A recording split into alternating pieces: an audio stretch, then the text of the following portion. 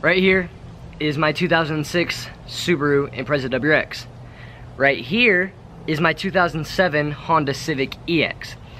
In this video, I wanted to talk about basically kind of comparing and contrasting a Honda to a Subaru and kind of doing a versus battle on daily driving a Honda Civic and daily driving a Subaru WRX, and basically saying which one I end up think is better, which one I like, all this stuff. I just want this video to basically be Honda versus Subaru for daily driver. Let's get right into it.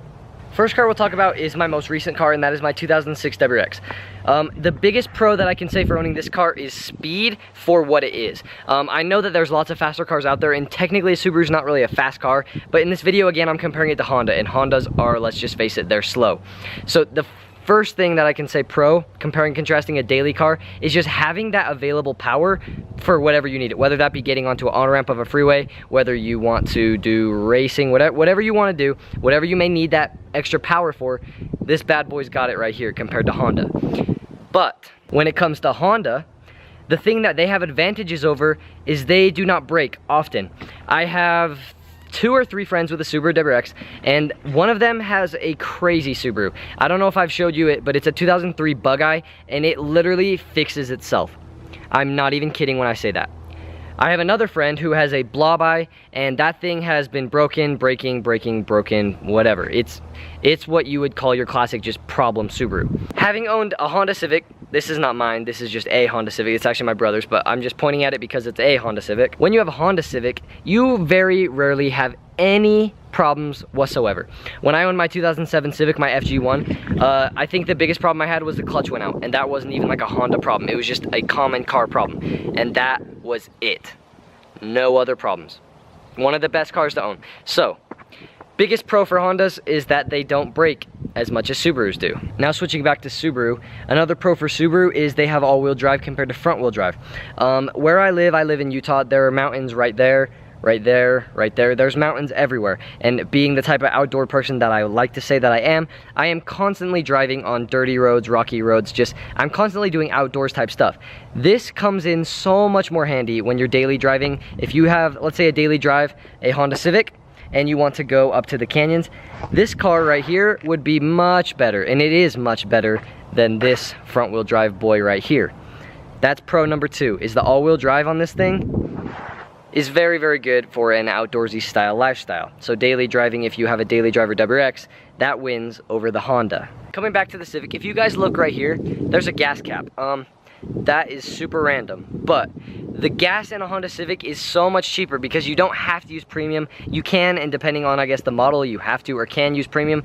But in this Subaru right here, I have to use premium regardless. In this thing, I could use 85, I could use 88, I could use whatever I wanted. So gas prices are so much cheaper. In daily driving, that is a very important cost to consider, because when you're daily driving this thing and when you're daily driving this thing, you end up paying so much more. I think my last fill-up was about like 40, 45, and my last fill-up when I had a Civic was maybe 25. That's rough estimates, and I haven't owned a Civic for a long time, and gas prices change, and that's just variables that don't matter. But biggest pro for daily driving, I think this gets way better gas mileage, even when you're going like not necessarily hard on it, but when you're driving it more sporty than just daily driving normal. If like this thing, if I want to get decent gas mileage, I have to drive like a grandma. So sorry, Subi, but you lost there. And while I'm still at Honda, one thing I want to talk about, and this is only in terms of building your engine. This is my own opinion also, by the way. You may have different opinions, and that's fine, but this is my opinion. When you have this car right here, and you want to build the motor, I'm talking fully built everything, I would much rather take a fully built Honda over a fully built Subi. And this is just me, because although you're building a car, and when you build a car, you're not building it for reliability, I feel like when you build this, it is way more reliable than when you build this.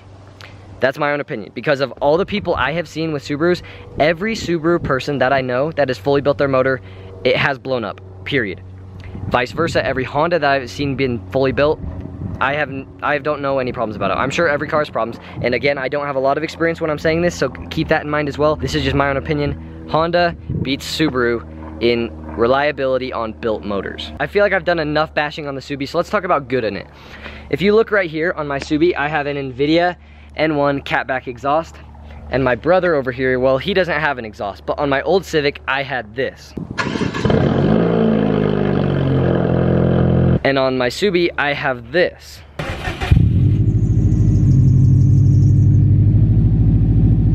I think the answer is very clear. Subarus beat Hondas in sound every time. You can do stuff to your Honda, like add unequal length headers. You can do stuff with your Honda like that, but it will still never be the true rumble that you experience when you have a Subi. And I think that's also one of the other big reasons why I actually bought this car, was because of rumble over VTEC. Subi, you win there. So basically, to conclude this video, Subaru versus Honda, which do I think is the winner? That is still, I don't know the answer. I love owning a Subaru. For my lifestyle, I think a Subaru is better than a Honda for my lifestyle, being that my lifestyle is I wake up, I go to work, I come home from work, and I just hang out with friends and goof around and do stuff. If I was, let's say, in college, when I'm in college, I feel like actually a Subaru would be worse to own in college just because of gas prices, maintenance, whereas a Honda, you fill it up with gas, you fill it up with oil, it will last forever. Subarus are not necessarily like that. So the winner here is, again, it depends on your situation. I'm gonna kind of narrow it down to give you guys like a basic answer. If you have a fun lifestyle, get a Subaru. If you have a serious lifestyle, get a Honda. Those are my own personal thoughts on this. I hope you guys did enjoy this video. I know that it wasn't the most interesting video necessarily. I just really wanted to do a Honda versus Subaru video because I feel like I'm a weird person. I drive a Subaru, but to be honest, I like Honda more. And which is, like, I feel like that's a very rare thing in the car world, to own a Subaru and like a Subaru, but you want a Honda more. That's what's dumb in my opinion about the car community, is how all of the people have to bash on other cars just because they're not their own cars or they're not cool cars. Like, this is my own opinion, and again, you have to remember that in my head, I'm a Honda boy, but I drive a Subaru. Like, I think depending on the owner, don't bash a car and don't bash a whole entire car scene like Hondas and VTECs just because of one owner that did something dumb to their car. Subarus are for fun people, Hondas are for serious people.